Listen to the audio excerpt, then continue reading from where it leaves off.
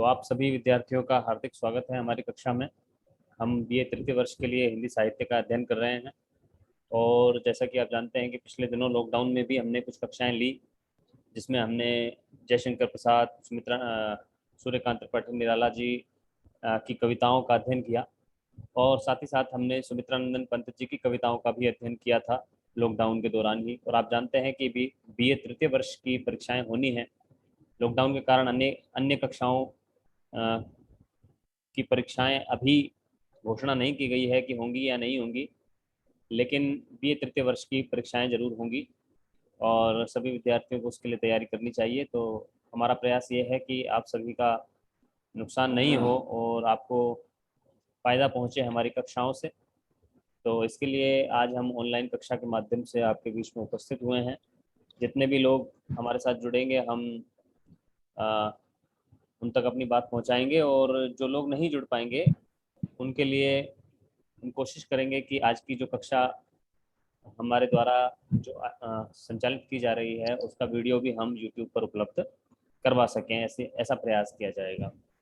तो जैसा कि आप जानते हैं कि सुमित्रानंदन पंत अपनी प्रकृति से संबंधित कविताओं के लिए जाने जाते हैं विशेष रूप से, लेकिन इनकी कविताओं में छायावाद की एक प्रमुख विशेषता जिसे कहा जाता है रहस्यवाद, रहस्यवाद का चित्रण भी इनकी कविताओं में प्रमुखता से किया गया है।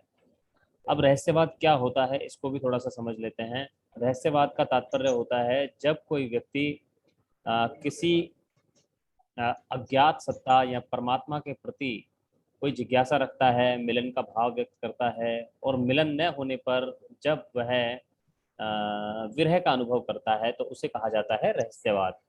तो जो छायावाद है उसमें प्रकृति चित्रण की कविताएं हुई हैं, प्रेम और सौंदर्य की कविताएं हुई हैं, लेकिन साथ ही साथ उसमें रहस्यात्मक कविताएं भी लिखी गई हैं। तो ये जो कविता आपके सामने अभी प्रस्तुत होने वाली है उसका नाम है मौन निमंत्रण, और ये जो कविता है ये प्रमुख रूप से इनकी रहस्यवादी कविता है।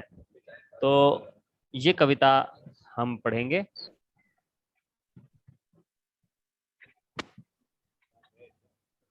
आपकी स्क्रीन पर अभी एक कविता आएगी। आप में से नेत्राम मुझे बताना कि कविता आपको दिखाई दे रही है कि नहीं।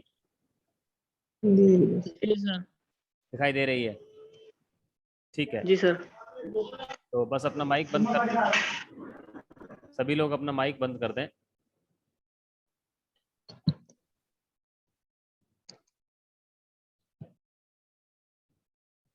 हाँ जी, ये कविता यहाँ से शुरू होती है। स्तब्ध ज्योत्सना में जब संसार चकित रहता शिशु सा नादान, विश्व के पलकों पर सुकुमार विचरते हैं जब स्वप्न अजान।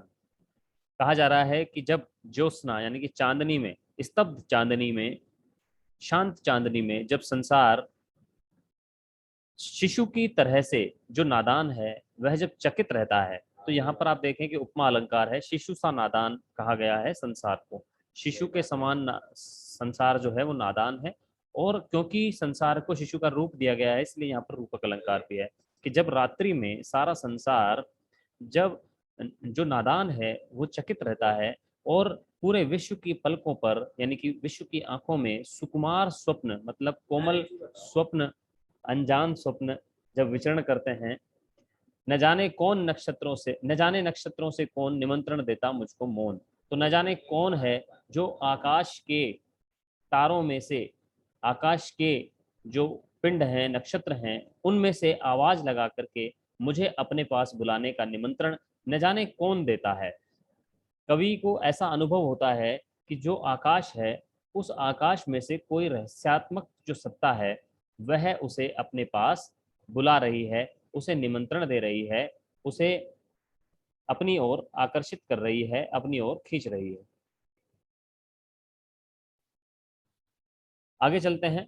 सघन मेघों का भीमा आकाश, बादलों से भरा हुआ विशाल आकाश गरजता है जब तमसाकार।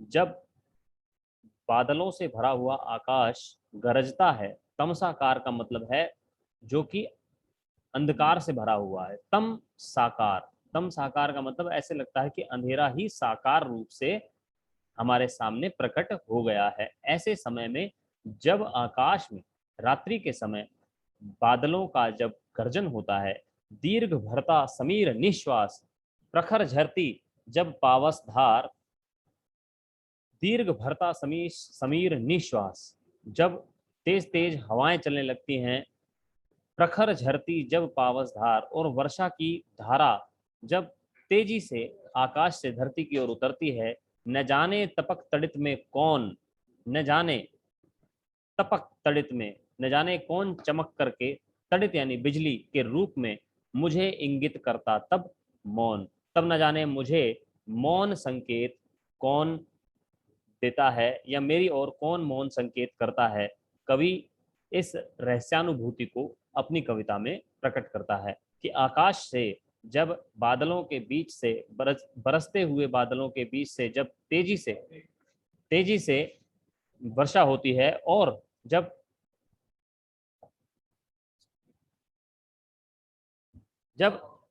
तेज वर्षा होती है और बादलों के बीच से जब बिजली कड़कती है, उस समय उस बिजली के रूप में न जाने कौन मुझे अपनी ओर आकर्षित करता है।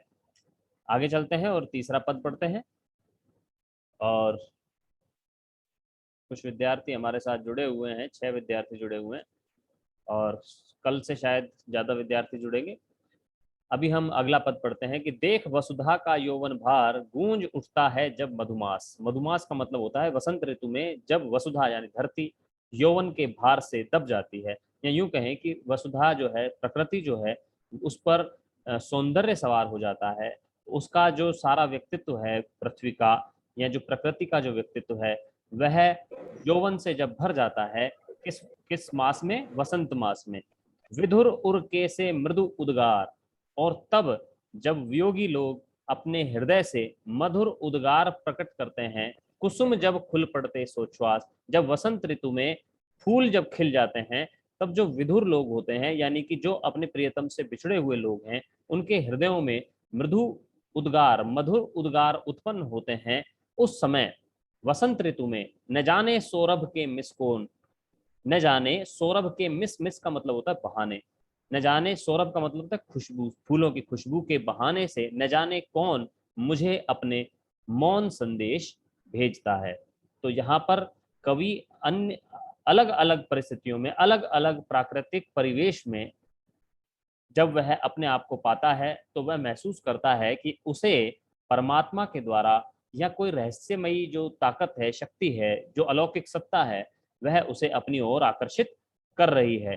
तो वह अलग अलग बार कहता है कि रात्रि में बिजली जब चमकती है तो ऐसा लगता है कि वो मुझे अपने पास बुला रही है, जब रात्रि में तारे टिमटिमाते हैं तो उसे लगता है कि वो मुझे अपने पास बुला रहे हैं, और जब वसंत ऋतु में फूल खिल जाते हैं तो फूल खुशबू के माध्यम से, ऐसा प्रतीत होता है कवि को कि खुशबू के माध्यम से वो कवि को अपने पास बुला रहे हैं। तो इस तरह से कवि कहता है कि ये जो तमाम सत्ता है जो चारों तरफ प्रकृति में फैली हुई है, एक अलौकिक सत्ता जो दिखाई तो नहीं देती, लेकिन इस पूरे संसार को वो अपने इशारों पर चलाती है। कवि को ऐसा प्रतीत होता है कि वह सत्ता उसके नजदीक है और उसे अपनी ओर बुला रही है, संकेत करके। तो आज की कक्षा में हम इतना ही पढ़ते हैं, और अगली कक्षा में हम फिर से आपके सामने होंगे कुछ अन्य पदों के साथ, इसी कविता को पूरा करेंगे। बहुत बहुत धन्यवाद।